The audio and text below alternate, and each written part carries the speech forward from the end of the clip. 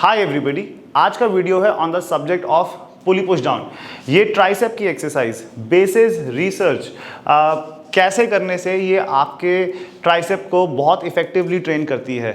इसके एंगल्स को चेंज करने से कैसे ये ज़्यादा लोड आपके लॉन्ग हेड पे लेके जाती है या मीडियल हेड पे लेके जाती है या लैटरल हेड पे लेके जाती है, इस बारे में ही मैं आपके साथ ये वीडियो में शेयर करना चाहता हूँ। एंड आई होप कि इस वीडियो के एंड में आपके अगर इस सब्जेक्ट पे कुछ डाउट्स हैं वो आज कुछ हद तक क्लियर हो जाएंगे। ऑलराइट, सो स्टार्ट करते हैं।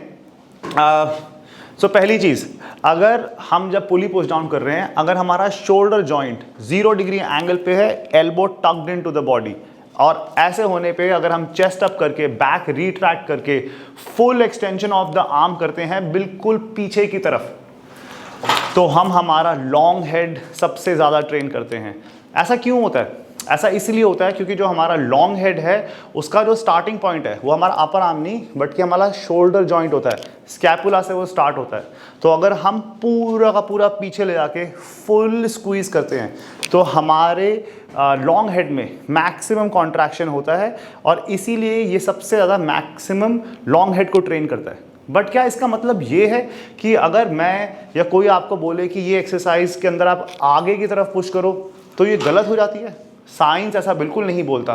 साइंस सिर्फ इतना बोलता है कि अगर आपका शोल्डर जॉइंट का एंगल चेंज होना शुरू हो जाता है तो फिर आपका लोड लॉन्ग हेड से कम होना शुरू हो जाता है, बट आपका मीडियल हेड और आपका लैटरल हेड ज़्यादा एक्टिव होना शुरू हो जाते हैं, ज़्यादा एक्टिवेटेड एंड रिक्रूट भी ज़्यादा होना शुरू हो जाते हैं। सो फॉर एग्जाम्पल, अगर मुझे ये एक्सरसाइज अपने मीडियल हेड के लिए करनी है तो मैं अपने शोल्डर्स को हल्का सा फ्लेयर आउट करके मैं अपने शोल्डर्स को थोड़ा इनवर्ड रोटेट करके एल्बोस को हल्का सा फ्लेयर आउट करके आगे की तरफ प्रेस डाउन करूंगा।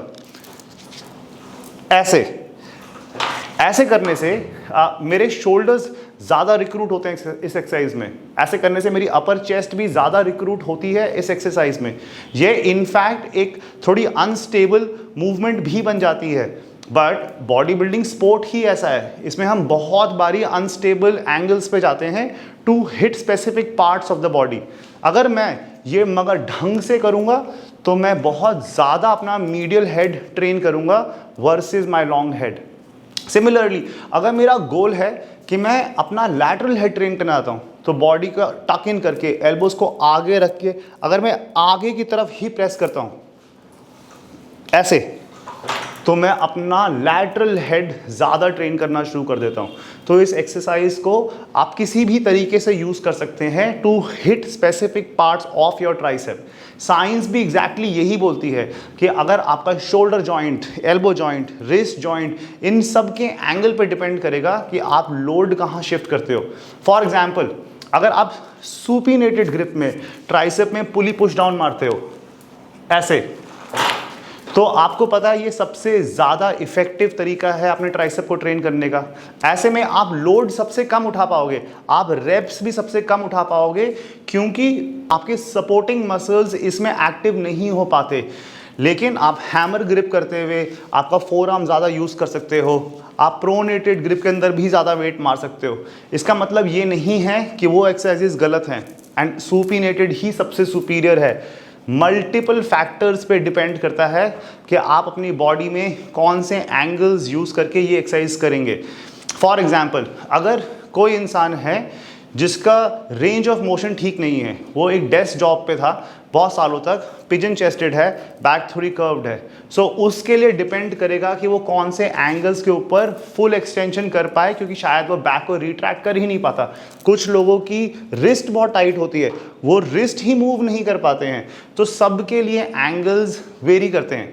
बट इसके अलावा भी there are other reasons why हर इंसान को अलग अलग एंगल्स के ऊपर ये एक्सरसाइज ट्रेन करनी पड़ती है, जैसे कि जेनेटिक्स।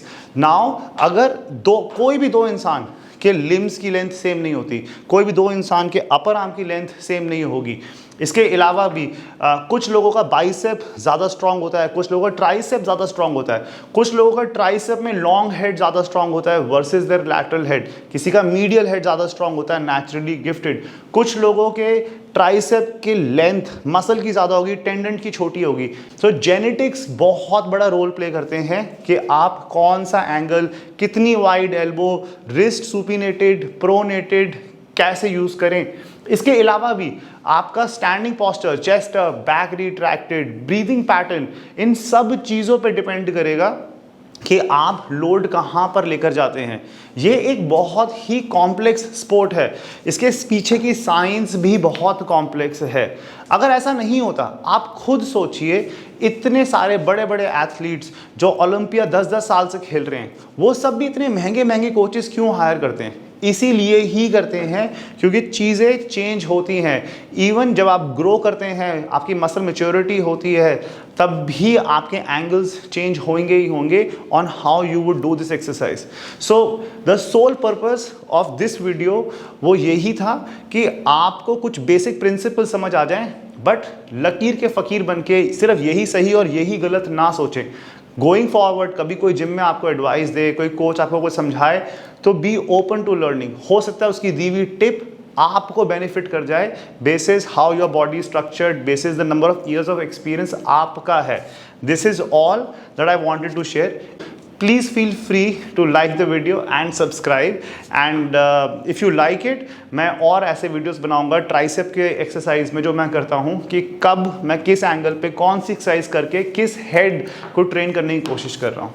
कमेंट्स में ज़रूर बताना, I will be happy to create videos on this subject. So thank you so much for watching, and all of you have a great day.